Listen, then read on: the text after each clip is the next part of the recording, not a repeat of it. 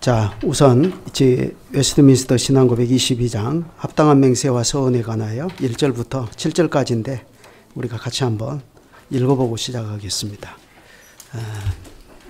1절입니다. 같이 읽습니다. 합당한 맹세는 경건한 예배의 한 요소입니다. 정당한 경우에 맹세하는 사람은 엄숙히 하나님의 이름을 불러 그가 확언하거나 약속하는 것에 대해 하나님께서 친히 증언해 주시기를 구하며 또한 그가 맹세하는 것의 진위를 따라서 자신을 판결해 주시기를 구합니다. 2절 오직 하나님의 이름으로만 맹세해야 하며 그때에도 그분의 이름을 지극히 거룩한 두려움과 존경심으로 불러야 합니다. 그러므로 그 영광스럽고 두려운 이름으로 헛되이 맹세하거나 경솔하게 맹세하는 것 혹은 다른 어떤 것으로든지 맹세하는 것은 죄악이고 가증한 일입니다.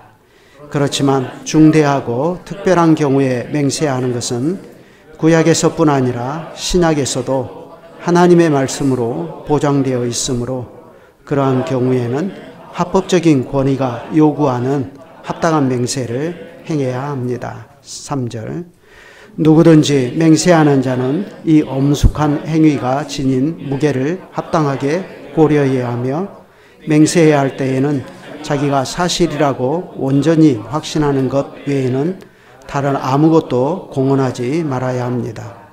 또한 어떠한 사람도 선하고 정당한 것이나 자기가 그렇다고 믿는 것, 자기가 행할 수 있고 행하기로 결심한 것 외에는 다른 아무 것에도 맹세로서 자기를 매이게 하지 말아야 합니다. 그렇지만 합법적인 권위가 선하고 정당한 것에 대하여 맹세를 요구할 때에 그것을 거부하는 것은 죄가 됩니다. 4절 맹세는 명백하고 일반적인 의미로 말로 하여야 하며 애매모호함이나 의중을 감추는 것이 없어야 합니다. 맹세한 것 때문에 죄를 짓게 되어서는 안 되며 죄가 되지 않는 것을 맹세하였다면 자신에게 손해가 될지라도 이행할 의무가 있습니다. 또한 이단자나 불신자에게 한 맹세라도 어겨서는 안 됩니다. 5절 서원은 약속하는 맹세의 성격을 지니므로 맹세할 때와 같이 경건히 살피면서 하여야 하고 맹세할 때와 같이 신실하게 이행해야 합니다. 6절 서원은 그 어떤 피조물에게도 해서는 안 되며 오직 하나님께만 해야 합니다. 하나님께서 받으실 만한 서원이 되려면 자발적으로 해야 하고 믿음과 책임감으로 해야 하며 베풀어 주신 자비에 감사하거나 부족한 것을 얻으려는 마음으로 해야 합니다. 이렇게 함으로써 우리는 필수적인 의무들에 더욱 철저히 매이게 되고 그 의무들을 적절히 수행하는 데에 도움이 되는 한 다른 일들에도 매이게 됩니다. 7절 누구도 하나님의 말씀에서 금하는 일이나 말씀에서 명령한 의무를 행하는 데에 조금이라도 방해가 되는 일 혹은 자기 능력 밖의 일이거나 그것을 수행할 능력에 대한 하나님의 약속이 없는 일에 대하여서는 서원하지 말아야 합니다. 이런 점에서 볼 때 교황주의자들의 수도원 서원, 곧 평생 독신으로 살고 자발적으로 빈궁하게 지내며 수도회의 규율에 복종하기로 서원하는 것은 결코 더 높은 수준의 완전함에 이르게 하는 것이 아니며 오히려 미신적이고 죄가 되는 올무이므로 그리스도인이라면 아무도 그러한 서원에 자신을 얽매이게 해서는 안 됩니다.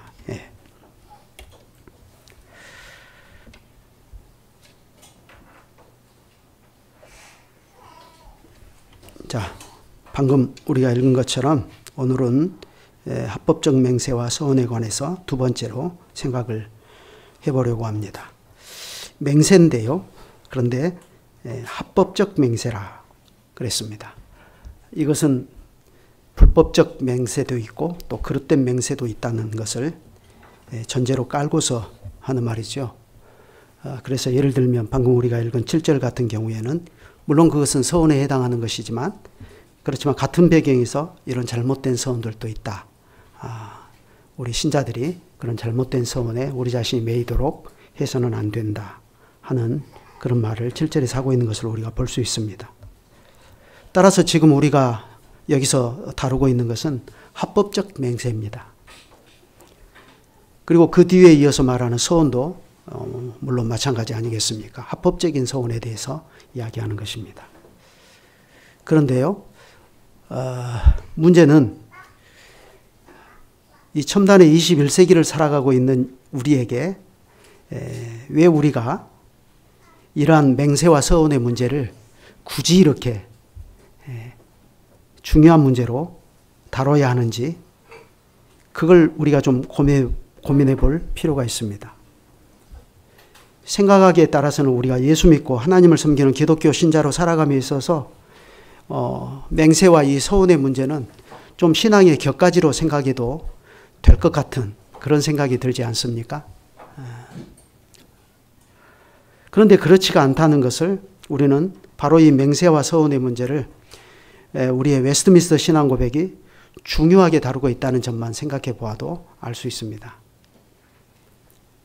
그러면 왜 웨스트민스터의 신학자들은 이 문제를 그렇게 중요한 문제로 다루었을까요? 그때나 지금이나 사람들은 누구나 다 참 밥 먹고 살기 힘든 시대를 살고 있는데 먹고 살기도 힘든 판에 왜 이렇게 맹세와 서원을 굳이 중요하게 길게 7조까지 그것도 이렇게 다루었을까? 우선은 그 점이 해결이 돼야지 우리가 이 문제를 정말 중요하구나 하고 생각하고 잘 생각하게 되지 않겠어요? 왜 이렇게 웨스트민스터의 신학자들과 신앙 고백은 이 맹세와 서원의 문제를 중요하게 다루고 있는가? 그게 바로 1절에서 말한 것처럼 경건한 예배의 한 요소다라고 하는 이 사실만 우리가 생각해 봐도 알 수가 있습니다. 경건한 예배의 한 요소다. 뭐가요?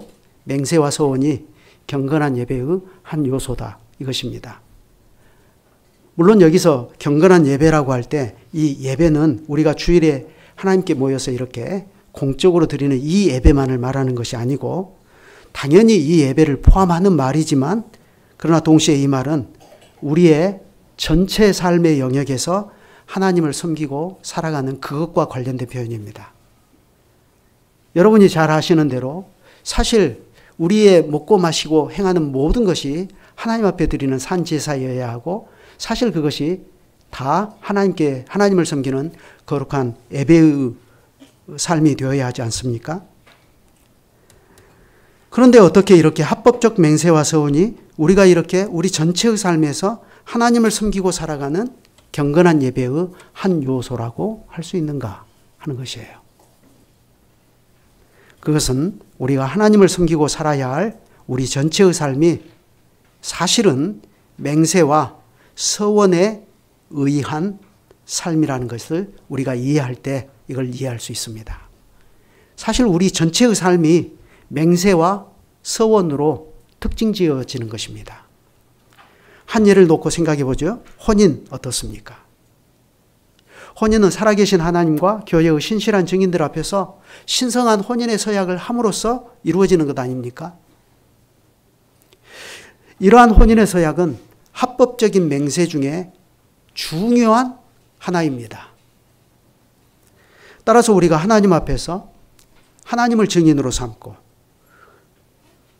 신성한 혼인의 서약으로서 시작한 이 혼인 생활을 믿음으로 잘 이루고 살아가고 그래서 그 서약을 잘 지키면서 그래서 혼인과 출산과 자녀 양육과 그래서 결국에는 이 거룩한 가정을 통해서 하나님의 교회가 흥왕하게 나가도록 일조하면 그것이 바로 우리가 이 땅에서 우리의 모든 삶으로서 하나님을 거룩하게 섬기고 살아가는 예배의 한 요소가 되는 것입니다. 그런데 바로 그 경건한 예배의 한 요소가 뭐냐 할 때 그게 바로 신성한 혼인의 서약을 하나님 앞에서 합법적인 맹세의 방식으로 행하고 나가는 것입니다. 그래서 그것을 잘 지키고 그 서약의 의미와 목적을 실제로 잘 이루고 나가는 거죠. 그래서 사실 우리의 모든 삶은 단지 이렇게 혼인의 문제만 아니라 우리의 모든 삶, 모든 영역이 다 이렇게 합법적 맹세의 틀 안에서 이루어지고 있는 것입니다. 예를 들면 여기 계시는 청년들이 직장에 취직을 할 때 계약을 하지 않습니까?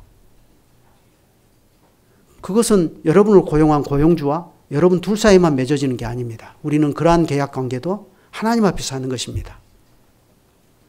부정당한 방식으로 그 서약을 어기면 안 되는 것입니다. 그런 것들이 다 서약과 맹세의 관계거든요. 그럼에도 불구하고 오늘날 우리가 이 합법적 맹세와 서원의 문제를 왜 오늘 우리에게는 이게 기독교 신앙의 본질적인 문제로 다가오지 않고 자꾸 기독교 신앙, 우리가 가지고 있는 이 복음에 대한 신앙의 격가지처럼 생각하게 될까? 그 이유가 뭐라고 생각하십니까? 우리 시대는 이 합법적 맹세와 서약을 너무 무가치하게 여기는 시대에 지금 우리가 살고 있기 때문에 그렇습니다.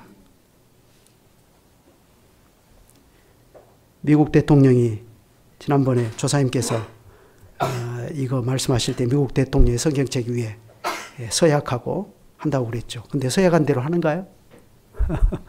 요식행위에 불과해요. 그런 것들이 세상의 한 흐름이거든요. 오늘날 대한민국에서 새로 혼인하는 젊은 부부들 중에요, 놀랍게도 거의 2쌍 중에 1쌍이 이혼을 한답니다. 그러니까 사실 이 정도면 한 집 건너 한 집이 아니라 거의 모든 가정에서 형제 자매 중에 이혼한 사람이 발생한다는 얘기죠. 그것은 무슨 얘기입니까? 혼인의 서약을 깨고 가는 거죠. 그걸 아무렇지도 않게 깨버리는 거죠. 단지 성격이 다르다는 것 때문에. 그런데 놀라운 것은 주일마다 그런 대로 교회를 착실하게 다니는 우리 기독교 신자들도 거의 같은 비율로 이혼을 한다는 것입니다. 물론 그렇게 되기까지는 거기에 피치 못할 사정이 다 있을 것입니다. 그걸 제가 다 무시해버리고 하는 말은 아닙니다. 그 형편을 잘 살펴보면 참 그럴 수밖에 없었겠다 하고 동정이 가는 면들도 분명히 있지만, 그럼에도 불구하고 어쨌거나 그 현실이 우리 기독교 신앙을 고백하는, 복음 안에서 그리스도를 고백하는 신자라고 해서 별로 다르지 않다는 것입니다. 그런데 바로 이런 것이 단지 혼인의 서약에서만 아니라 합법적 맹세 자체를 그냥 손바닥 뒤집듯이 해버리는 오늘날의 세태를 너무나 잘 보여줘요. 그러니까 사람들 사이에서 그 약속의 관계가 깨져버립니다.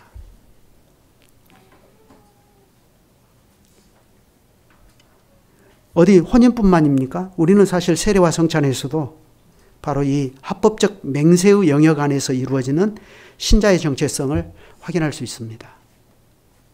쇼엘문답에서 세례를 어떻게 가르쳤죠? 쇼엘문답 93을 보면 세례를 이렇게 가르칩니다. 세례는 성부와 성자와 성령의 이름 안으로 연합시키는 물로 씻는 성례입니다.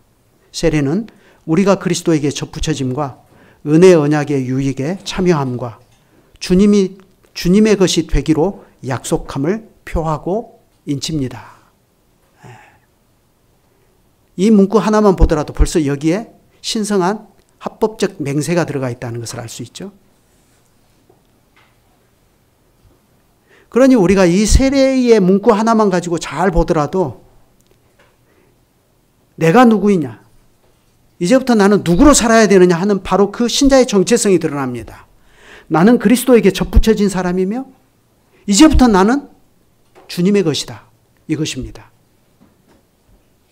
그것을 하나님 편에서 우리에게 일방적으로 약속해 주시는 것만 아니라 나도 하나님의 그 약속을 믿고 그것을 존중하고 따라서 나도 과연 그러한 하나님의 소유된 백성으로 이제부터 나 자신을 주님께 드려서 살겠습니다 하는 그 신성한 서약을 함으로써 우리가 다 세례의 단에 나오는 것이고 세례를 받는 것 아닙니까? 그러니 우리가 세례 받을 때에 살아계신 하나님과 교회의 신실한 증인들 앞에서 서약한 것을 신실하게 지키고 살아가야 할 의무를 짊어지게 되는 거예요. 그것이 일평생 하나님의 백성으로 하나님을 섬기며 살아가는 거룩한 예배의 요소인 까닭입니다.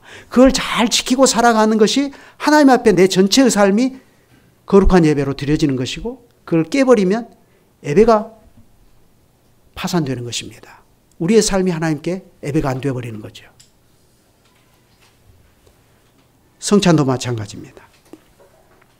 우리는 성찬에 참여할 때마다 개인적으로 나를 위해 죽으시고 부활하신 그리스도를 기억하고 기념할 뿐만 아니라 이 성찬에 함께 참여하는 다른 지체들, 그 지체들을 내 살 중에 살이요 내 뼈 중에 뼈입니다 하고 그렇게 고백하고, 말로만이 아니라 행동으로 이 사람들을 사랑하겠습니다 하는 신성한 서약을 하나님 앞에 하면서 성찬에 참여하는 겁니다. 그런데 이런 서약이야말로 진정으로 하나님께서 우리에게 요구하시는 합법적 맹세입니다. 따라서 우리가 이러한 합법적 맹세를 잘 지키고 나가면, 그래서 그 서약을 따라서 하나님을 사랑하고 형제를 자기 몸과 같이 사랑하는 거룩한 사회를 잘 이루고 나간다면 그것은 그 자체로 거룩한 예배가 되는 것입니다.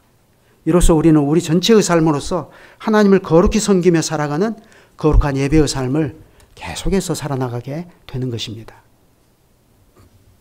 이와 같이 우리 전체의 삶이 하나님께 드리는 거룩한 예배로서 우리는 이러한 예배의 삶을 합법적 맹세의 틀 안에서 이루고 살아간다 하는 이 사실은 하나님께서 구약에서부터 명백하게 가르친 사실입니다. 오늘 우리가 신명기 6장 10절로 13절을 읽었죠. 거기 다시 한번 보겠습니다. 내 하나님 여호와께서 내 조상 아브라함과 이삭과 야곱을 향하여 내게 주리라 맹세하신 땅으로 너로 들어가게 하시고, 내가 건축하지 아니한 크고 아름다운 성읍을 얻게 하시며, 내가 채우지 아니한 아름다운 물건이 가득한 집을 얻게 하시며, 내가 파지 아니한 우물을 차지하게 하시며, 내가 심지 아니한 포도원과 감람나무를 차지하게 하사 내게 배불리 먹게 하실 때에 너는 조심하여 너를 애굽 땅 종되었던 집에서 인도하여 내신 여호와를 잊지 말고 내 하나님 여호와를 경외하며 그를 섬기며 그의 이름으로 맹세할 것이니라. 자, 여기 보면 우리가 맹세의 부분에서 먼저 밑줄 칠 부분이 있죠. 몇 절일 것 같아요? 10절입니다. 내 하나님 여호와께서 내 조상 아브라함과 이삭과 야곱을 향해 내게 주리라 맹세하신 땅으로 그랬죠. 거기에 먼저 밑줄을 그어보면 이건 여호와의 맹세라는 것을 알 수 있죠. 반면에 13절이요. 내 하나님 여호와를 경외하며 그를 섬기며 그의 이름으로 맹세할 것이니라 또 이랬어요. 이건 이스라엘 백성의 맹세입니다. 보시는 것처럼 이렇게 모세는 여호와의 맹세와 이스라엘의 맹세를 함께 언급하면서 언약 백성이 행하는 맹세의 근거와 목적을 잘 교훈하고 있습니다. 그런데 보니까 모세가 이스라엘 백성에게 여호와의 이름으로 맹세하라 하고 명하는 그 맹세는 언약의 의무와 비슷합니다.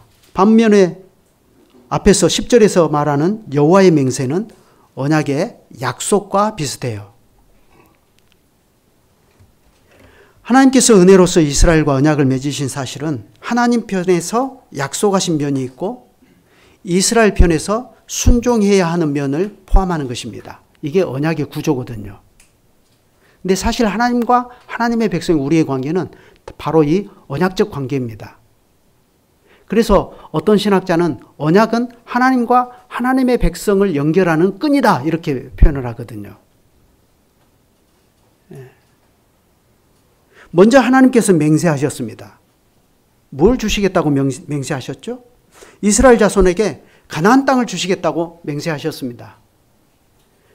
그 땅만 덩그러니 주시는 것이 아니라 그 땅에서 그들이 건축하지 아니한 크고 아름다운 성읍을 주시고 또 그들이 채우지 아니한 아름다운 물건이 가득한 집을 주시고 그들이 파지 아니한 우물을 얻게 해주시고 그들이 심지 아니한 포도원과 감람나무를 차지하게 해주실 것이라고 하셨어요.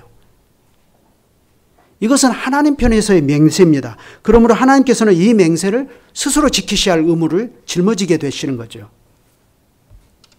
반면에 이스라엘 백성의 편에서의 맹세는 하나님께서 맹세하신 것의 기초에서 발생합니다. 이 사실을 알아야 돼요. 하나님께서 이러이러한 것들을 약속해 주셨으니까, 그래서 반드시 이런 것들을 이루어 주실 것이니까 너희도 나 여호와의 이름으로 맹세하라 하셨어요. 그래, 뭘 맹세해야 되느냐? 12절부터 보면 너는 조심하여 너를 애굽 땅 종되었던 집에서 인도하여 내신 여호와를 잊지 말고 내 하나님 여호와를 경외하며 그를 섬기며 그의 이름으로 맹세할 것이니라. 이렇게 말씀하셨어요. 그래서 여호와의 이름으로 맹세하라 하면서 앞과 그 뒤에 무슨 말씀을 하셨습니까? 여호와를 섬겨라. 여호와를 잊어버리지 말고 여호와를 경외하며 그분을 섬겨라. 이 말씀을 앞에서 했고 그 뒤에 곧바로 14절 15절에 무슨 말씀을 하셨습니까? 거기 같이 한번 또 읽어보죠. 너희는 다른 신들 곧 내 사면에 있는 백성의 신들을 따르지 말라. 너희 중에서 계신 너희의 하나님 여호와는 질투하시는 하나님이신즉 너희의 하나님 여호와께서 내게 진노하사 너를 지면에서 멸절시키실까 두려워하노라. 이렇게 말씀하셔요. 그러면 왜 이렇게 하나님께서는 맹세와 맹세로서 하나님과 하나님의 백성 사이를 연결하셨을까요? 바로 그 합법적인 맹세가 잘 실행됨으로써 하나님의 성소인 이 가나안 땅에 하나님의 뜻대로 전체 세상의 복과 구원이 되는 거룩한 나라가 서도록 하셨기 때문에 그렇습니다. 하나님께서는 이스라엘 땅에 자기 뜻을 일방적으로 심어놓은 프로그램에 의해서 움직이는 로봇들을 심어놓은 게 아니에요. 인격적인 사람을 심으셨습니다. 그래서 내가 이렇게 이루어 줄 테니까 너희도 맹세하고 잘 순종하고 따르라. 이렇게 하신 거예요. 그렇기 때문에 이스라엘 자손이 하나님께서 요구하시는 언약의 맹세를 잘 지키고 살면 그것 자체가 그들이 가나안 땅에서 하나님을 거룩히 섬기고 살아가는 거룩한 예배의 한 요소로 작동이 되게 하셨습니다. 그래, 그 결과는 이 가나안 땅에 하나님의 뜻을 이루고 하나님을 경외하는 거룩한 나라가 서는 것입니다. 그것이 전체 세상에 빛이 되고 구원이 되는 것입니다. 세상에 앉고 일어섬이 거기에 달려있도록 하신 것입니다. 그런데 이스라엘 자손이 만약 그 합법적 맹세를 버리고 다른 신들을 섬기고 우상 숭배한다면 어떻게 된다고 했죠? 네, 그렇죠. 만약 그렇게 되면 그건 그들이 그 땅에서 마땅히 하나님께 드려야 할 거룩한 예배를 침해해버리는 것입니다. 예배를 침해할 뿐만 아니라 더 나아가 그것은 하나님께서 그들을 애굽에서 빼내시고 그들에게 가나안 땅을 주어 기업을 삼게 하신 그 출애굽의 목적도 근본적으로 허물어버리는 것이 되는 것입니다.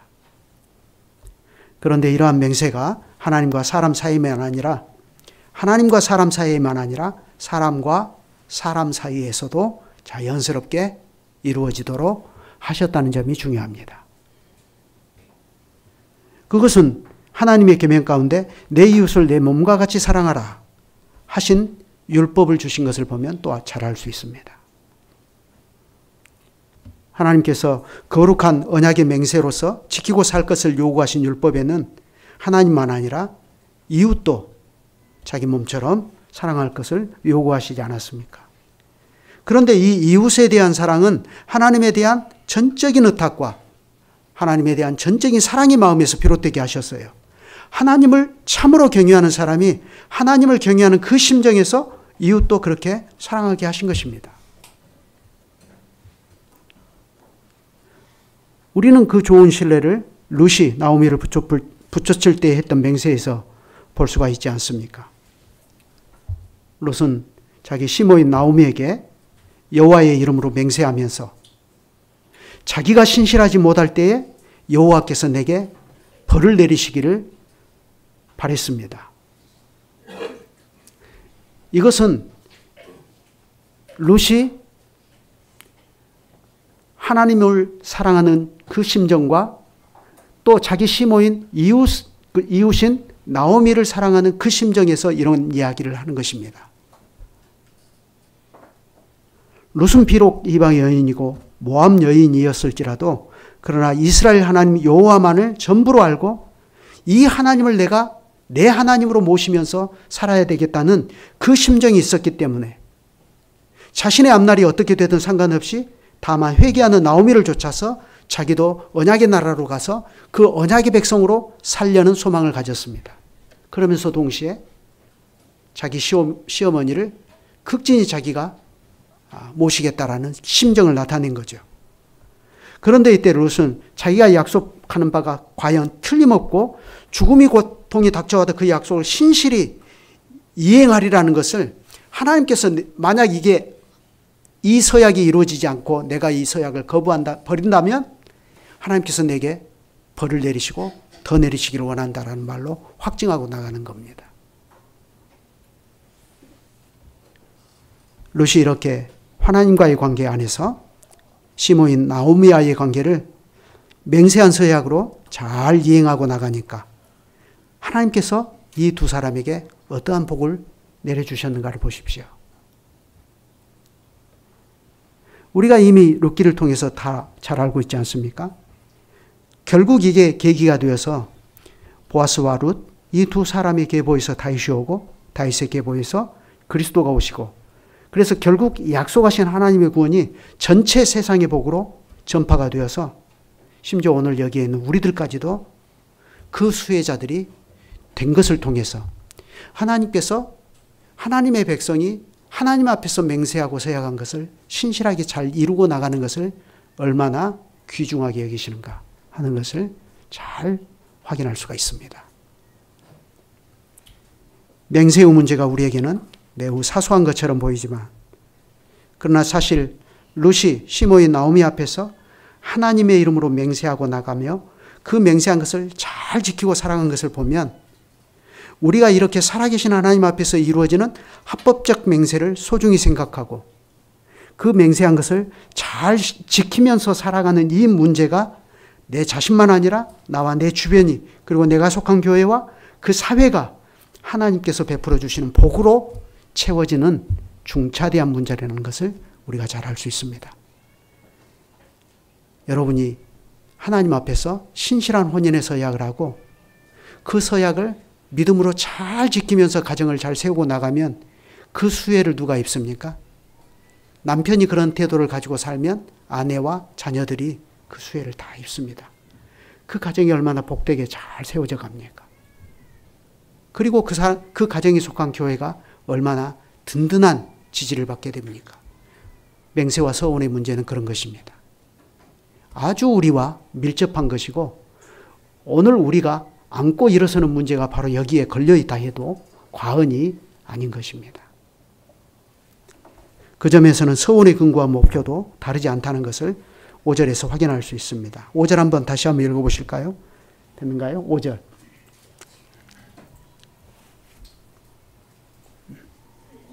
예, 같이 읽죠. 서원은 약속하는 맹세의 성격을 지니므로 맹세할 때와 같이 경건히 살피면서 해야 하고 맹세할 때 신실하게 이행해야 합니다. 자, 그러면 우선 여기서 우리가 생각할 것은 맹세는 뭔지 잘 알겠는데 그럼 서원이 뭐냐 하는 거예요. 서원은 사람이 하나님께 약속하는 행위입니다. 뭘 약속하는 거죠. 내가 이렇게 하나님 앞에서 하겠습니다 하고 약속하는 거죠. 그런데 이제 우리 한국교회는 이 서원을 아주 그릇되게 이해해서 서원을 자기 소원을 이루기 위한 도깨비 방망이처럼 사용해버리는 경향들이 있으니까 참 문제인데요. 그렇지만 서원은 본래 그런 것이 아닙니다. 서원은 하나님께서 먼저 약속해 주신 것이 있고 하나님께서 먼저 우리에게 베풀어 주신 사실에 근거해서 그걸 잘 깨달은 사람이 하나님께서 기뻐하신 바를 이루려는 소원을 가지고 하나님께 서원하는 것입니다. 이러한 서원의 가장 좋은 성경적인 예가 바로 여러분이 잘 아시는 사무엘의 어머니 한나의 서원이지 않습니까? 한나는 하나님께 아들을 구했습니다. 하나님께서 아들을 주시면 주신 그 아들을 나실인으로 드리겠다고 서원했습니다. 그런데 한나가 이렇게 아들 주시기를 구하는 그 배경을 보면 한나가 그저 여러분이 아신 대로 분인나의 악담이 듣기 싫어서 아들이 없는 그 인간적인 서름을 보상받기 위해서 아들 달라고 하는 것이 아님을 알 수가 있어요. 한나의 기도를 보면 너무나 잘 알 수 있지 않습니까? 한나는 오히려 한 식구가 화목제를 드리러 가서 여호와의 거룩하심 앞에서 함께 그 음식을 나눠 먹는 자리에서 분인나가 자기를 아들이 없는 여자라고 언약의 저주를 받은 사람이라고 비난하지 않았습니까? 그래 한나는 바로 그 사실에서 이스라엘 백성이 사사시대에 빠져있던 문제의 핵심을 발견한 거예요. 그래 어떻게든지 여호와께서 자기 백성에게 닥친 이 큰 문제를 해결해 주실 것을 바라는 심정에서 아들을 얻고자 했습니다. 그래서 아들 주시기를 원한 것이고 그 아들을 평생 나실인으로 여호와께 드리려고 소원한 것입니다. 그래 우리가 성경의 이런 모범적인 선례를 참고해서 생각해 보면 우리도 한나처럼 하나님의 뜻을 잘 깨닫고 때때로는 하나님께 무엇을 서운할 수도 있다 하는 이 사실을 우리가 생각할 수 있어야 됩니다. 이미 말씀드린 것처럼 주위에서 서원을 잘못 이해하고 서원을 하나님과 거래관계로 생각해서 내가 이것을 먼저 드릴 테니까 하나님 내 소원 들어주십시오 하는 그런 용도로 서원이 잘못됐기 때문에 우리가 참 주저하게 되는데, 그렇다고 해서 서원에 대하여 한사코 소극적인 태도를 취하는 것이 능사는 아니다 하는 것을 생각할 수 있게 됩니다. 무엇보다도 우리는 이미 말씀드린 대로 세례와 성찬에서 거룩한 서원을 삼위일체 하나님께 행하였고 또한 그 서원을 다시금 깨닫고 나가는 사람들이지 않습니까? 우리는 세례를 받을 때에 믿음으로 그리스도와 연합되게 하신 은혜에 나아가고 믿음으로 성찬을 거듭 받으면서 그리스도와 연합된 실질을 더욱 누리고 나갈 수 있게 하신 것인데, 그것은 다른 것이 아니라 우리가 그리스도와 연합된 존재로 살아서 그리스도의 거룩한 사회를 이루고 나가리라는 서원을 하나님께 드리고 이행하며 살아가는 것입니다. 성령께서 말씀과 또한 성례와 더불어 역사하셔서 우리가 그리스도와 연합된 자로서 존재하고 살게 하실 것을 믿고 우리의 생애에서 그리스도의 마음과 그리스도의 교훈과 그 능력으로 생각하고 말하고 행동도 하며 그리스도의 심정과 그 태도와 그 열심을 품고 그리스도께서 바라시는 그 뜻을 온전히 이루는 일에 우리 자신을 기꺼이 하나님께 드리겠습니다 하는 그 서원을 가지고 우리가 그 서원을 이행하며 살아가면 그 삶이 바로 거룩히 하나님을 섬기는 예배의 삶이 되는 것입니다. 그게 하나님의 뜻을 이루는 것이 되는 거예요.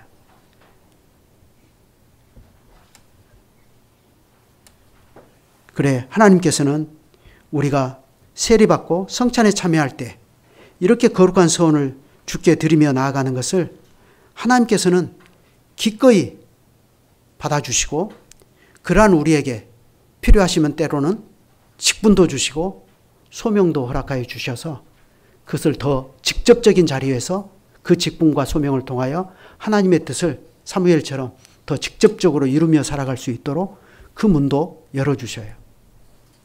그렇다고 해서 아들 낳으면 다 목사로 바치겠습니다. 그러라는 것은 아니고요. 그런데요, 이것은 유아 때의 세례를 받은 우리 자녀들의 경우에도 해당합니다. 부모의 신앙을 따라서 유아 세례를 받은 우리 자녀들이 자라서 청소년이 되고 청년이 되어서 그들이 하나님 앞에 나와 신앙을 고백하는 것은 그들이 유아 세례 받을 때에 부모가 서원한 그것을 자기 서원으로 인정하는 행위입니다. 그걸 아셔야 돼요. 여기 있는 청년들이 공적 신앙 고백을 하셨다는 것은 그건 여러분이 어려서 부모님이 하나님께 서원한 그 서원을 이제는 그대로 채받아서 자기 서원으로 받는 것이고 고백하는 것이고 그 서원을 하나님 앞에서 이행하며 살아가는 것입니다. 그래서 부모들과 동일한 신앙으로서 부모들과 더불어 거룩한 교회에 속한 자로 자기 자신의 정체성을 인식하고 부모와 함께 하나님 나라의 실질을 그 자신의 삶에서 나타내면서 살겠습니다 하는 그런 고백으로 공적 신앙 고백의 자리에 임하는 것입니다. 그렇게 되면 하나님께서는 계속해서 그러한 거룩하고 합법적인 서원과 그 서원을 잘 이행하고 나가는 그러한 사람들을 통해서 계속해서 주님의 교회가 계대를 이어서 서 나갈 수 있도록 복을 주십니다.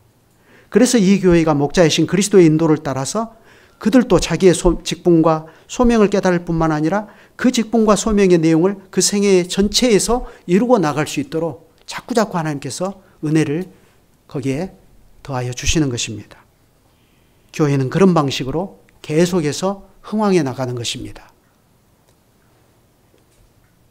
그런데 이러한 정당한 의미의 서원이나 또 하나님께서 인정해 주시는 합법적인 이런 맹세나 서원이 아닌 그릇된 서원, 그릇된 맹세도 있으니까 주의해야 할 것을 우리가 이 고백서에서 잘 확인할 수 있습니다.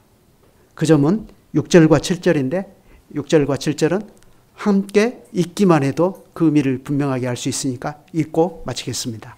6절, 7절 다시 한번 읽어보시죠. 서원은 그 어떤 재물에게도 피조물에게도 해서는 안 되며 오직 하나님께만 해야 합니다. 하나님께서 받으실 만한 서원이 되려면 자발적으로 해야 하고 믿음과 책임감으로 해야 하며 베풀어 주신 자비에 감사하거나 부족한 것을 얻으려는 마음으로 해야 합니다. 이렇게 함으로써 우리는 필수적인 의무들에 더욱 철저히 매이게 되고 그 의무들을 적절히 수행하는 데에 도움이 되는 한 다른 일들에도 매이게 됩니다. 그 다음에 7절이요.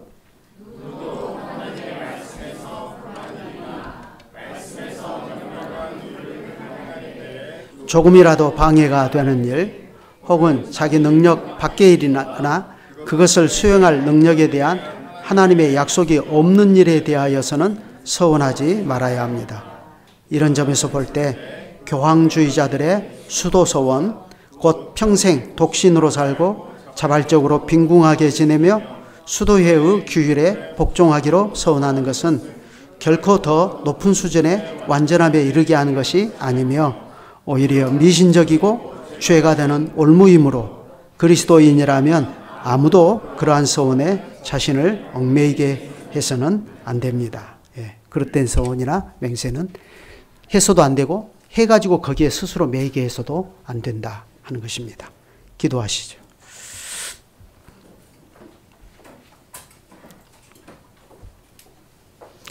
거룩하신 주님, 합법적인 맹세와 서원에 관하여 성경의 교훈을 우리에게 전하여 주시니 감사합니다. 하늘의 주님이신 아버지와 저희들의 관계는 예수 그리스도로 맺어진 언약의 관계이고 이것은 필연 맹세와 서약의 정당한 이행으로 말미암아 그 복됨을 두드러지게 나타내는 관계임을 깨닫게 됩니다. 세례와 성찬에서 하나님 편에서의 맹세와 우리 편에서의 맹세가 그렇고 신성한 혼인의 서약 등이 모두 거룩하신 주님의 이름으로 이루어지게 하셨고 그 이름 앞에서 이루어지게 하셔서 이것이 잘 이행이 되게 하심으로써 우리 전체의 삶이 하나님을 섬기는 거룩한 예배가 되게 하셨습니다. 그러니 이것이 잘 이루어질 때에 하나님께서 그 사람과 그 사람의 주변과 교회와 그 사회를 어떻게 복을 주시는지를 우리가 한나의 서원과 루스의 맹세 등에서 넉넉히 그 실증을 찾아보게 됩니다. 이러한 데서 교훈을 얻고 오늘의 저희도 맹세와 서약을 매우 하찮게 여겨버리는 오늘의 세태에 흔들리지 않고 살아계신 하나님 앞에서 이 일을 엄숙히 잘 이루고 살아가므로 우리가 과연 하늘의 주님께 속한 주님의 백성이고 주님을 경외하는 심정으로 주어진 일상을 하나님께 드리는 거룩한 예배의 삶으로 살아가는 사람들이라는 사실을 늘 입증하며 살게 하시옵소서. 주 예수 그리스도의 이름으로 기도드립니다. 아멘.